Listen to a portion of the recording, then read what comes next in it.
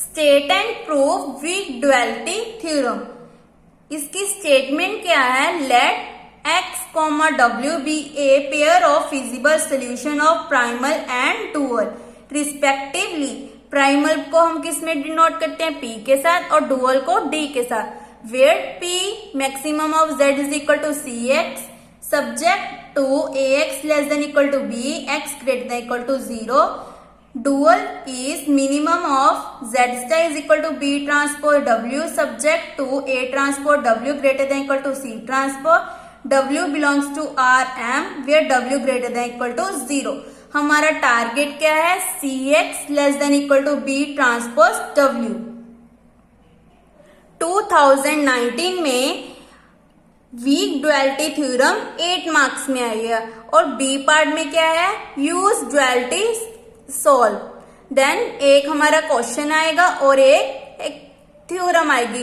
So weak duality theorem is most important for 8 marks. यहाँ पे आपने लर्न क्या करना है? जो C ट्रांसपोज X है वो किसके एलिमेंट्स हैं? RN के, और W B किसके हैं? RM के। We have primer problem is maximum of Z is equal to CX subject to AX less than equal to B, x greater than equal to 0, C transpose x belongs to Rn or B belongs to Rm, and A is M cross N matrix. The dual problem is minimum of Z star is equal to B transpose W subject to A transpose W greater than equal to C transpose W greater than equal to 0 where W belongs to Rm. So W and B belongs to Rm. C transpose X belongs to Rn. Since x is a feasible solution of primal, we have x greater than equal to 0 such that ax less than equal to b. Also, since w is feasible solution of d, we have w greater than equal to 0, a transpose w greater than equal to c transpose. Pre-multiply 1 by w transpose and 2 by x transpose. तो क्या बन जाएगा? Pre multiply means आगे multiply. W transpose AX less than equal to W transpose B। Similarly यहाँ पे क्या आ जाएगा? X transpose A transpose W greater than equal to X transpose C transpose. इसे दे दी equation 3 and 4। From 4 we have X transpose A transpose W transpose, इसका whole transpose क्या बनेगा? X transpose A transpose W। ये इसके equal क्यों आया? Because X transpose A transpose W is A 1 cross 1 matrix. यहाँ पे देखो X ट्रांसपोज क्या है? 1 cross N, A transpose is N cross M, और W is M cross 1। Then last में क्या बन गया? 1 क्रॉस 1 मैट्रिक्स।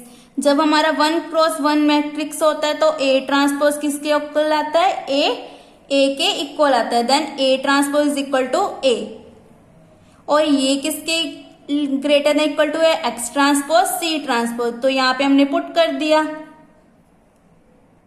अगर आपको यहाँ पे कंफ्यूजन हो रही है देन आप लिख सकते हो A किस में है? M क्रॉस N में। देन A ट्रांसपोज क्या बन जाएगा? N cross M। X किस में है? N क्रॉस 1 में। देन X का ट्रांसपोज क्या बन जाएगा? 1 क्रॉस N। B किसके है? M क्रॉस 1, बिकॉज ये किसका एलिमेंट था?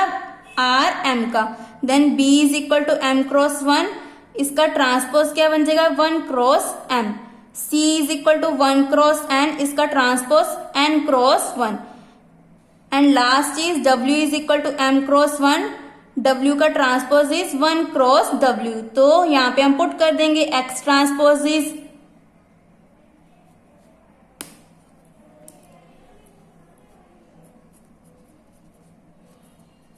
1 cross M, A transpose is M cross 1, W is M cross 1। So इसको कंबाइन करके क्या बन गया? 1 cross 1। So therefore X transpose A transpose W का whole transpose is equal to X transpose A transpose W, जो हमने यहाँ पे पुट कर दिया। नाउ यूजिंग फॉर इसके greater than equal to X transpose C transpose, now इसका फिर से ट्रांसपोज किया तो किसके इक्वल आएगा, एक्स ट्रांसपोज सी ट्रांसपोज का whole transpose, because x transpose T transpose is also 1 cross 1 matrix. यहाँ पे देखो 1 क्रॉस n क्रॉस 1, इन दोनों को कंबाइन किया तो 1 क्रॉस 1 बन गया। 1 क्रॉस 1 मैट्रिक्स किसके इक्वल आता है, A transpose equal to A, so A is equal to A transpose. Now W transpose, इसका ट्रांसपोज का मेथड क्या होता है, formula A B transpose is equal to B transpose A transpose. So इसका transpose क्या किया, W ट्रांसपोज, ए ट्रांसपोज का transpose A, X transpose का transpose X greater than equal to C transpose का ट्रांसपोज सी, एक्स ट्रांसपोज का transpose X. So हमारी constraint क्या बन गई, W transpose A X greater than equal to C transpose. Using 3, then using 3 से हमारा क्या बन गया, W transpose B greater than equal to W transpose AX greater than equal to CX। Then W transpose B is also 1 cross 1 matrix, then इसका transpose A transpose equal to A, then यहाँ पे हमने put कर दिया W transpose B का whole transpose greater than equal to W transpose AX greater than equal to CX। Then इसका transpose किया तो क्या बन जाएगा, B transpose W greater than equal to CX, because W transpose का whole transpose equal to W। So हमारा क्या बन गया, CX less than equal to B transpose W। Hence proved, हमारा यही टारगेट था। टारगेट क्या था, CX less than equal to B transpose W। So हमारा प्रूव हो गया CX less than equal to B transpose W, hence proved. Now इसकी corollary क्या है, corollary first is if P is unbounded then D is infeasible, second is if D is unbounded then P is infeasible. ये आपको extension theorem के साथ भी आ सकता है, state and proof extension theorem. Then इसकी स्टेटमेंट क्या बन गई, P is unbounded then D is infeasible, if D is unbounded then P is infeasible. This is most important theorem for 8 marks. Now इसको स्टार्ट करते हैं। Proof क्या है, let P is unbounded required to prove D is infeasible, let if possible D is feasible, W is feasible solution of D। इससे हमने opposite ले लिया, D को क्या ले लिया, feasible, and W is feasible solution of D। Therefore W greater than equal to 0 such that A transpose W greater than equal to C transpose। ये हमारी किसकी डेफिनेशन है, स्टैंडर्ड डुअल प्रॉब्लम की। Since P is unbounded, so let X be the feasible solution of P such that CX approaches to infinity। By weak duality theorem क्या आया था हमारे पास result, CX less than equal to B transpose W, जो हमने अभी prove किया है।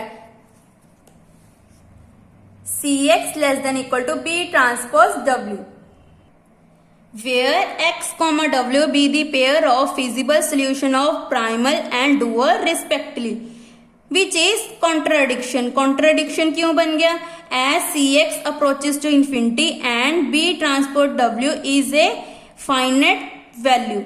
B ट्रांसपोज W क्या है, हमारी फाइनाइट वैल्यूज, बट जो हमारी CX क्या है, approaches to infinity. This is not possible, hence D is a infeasible. Now second part में हमें क्या प्रूव करना था, D is unbounded then P is infeasible. Then यहाँ पे हम ऑपोजिट लेके चल गए, let if possible P is feasible and X be the feasible solution of P। Therefore X greater than equal to 0 such that AX less than equal to B। This is the definition of primal standard primal problem। Since D is unbounded, जो हमें question में given है, so let W be the feasible solution of D। अब feasible solution बन गया, then B transpose W किसको belong कर गया, माइनस इन्फिनिटी को, बिकॉज हमारी क्या है, मिनिमम में है, डुअल किस में है, हमारा मिनिमम में है। सो B transpose W belongs to minus infinity, we have X, W be the pair of feasible solution of P and D respectively. So by weak duality theorem Cx less than equal to B transpose W. ये हमारा फिर से contradiction बन गया, because ये हमारी क्या आ गई, इनफाइनेट वैल्यू आ गई और ये वैल्यू क्या है हमारी फाइनेट वैल्यू. सो ये फाइनेट है और ये इनफाइनेट है, विच इज कॉन्ट्राडिक्शन बन गया. Thus P is infeasible solution. This is known as extension theorem, जो मैंने आपको पहले ही बता दिया. ये थ्योरम किसकी है, extension theorem. That is if either the primal or the dual problem has an unbounded objective function value then the other value has no feasible means की इनफिजिबल सोल्यूशन. अगर हमारी प्राइमल एंड डुअल अनबाउंडेड है then other problem is infeasible solution. इसका note क्या है, converse of extension theorem does not hold. जो हमारी extension theorem का कन्वर्स है वो एग्जिस्ट नहीं करता है. If primal infeasible then dual is unbounded. ये जरूरी नहीं है कि डुअल हमारा अनबाउंडेड हो या bounded. Similarly if dual is infeasible then P is unbounded और नॉट. सो हमारा जो converse of extension theorem does not exist.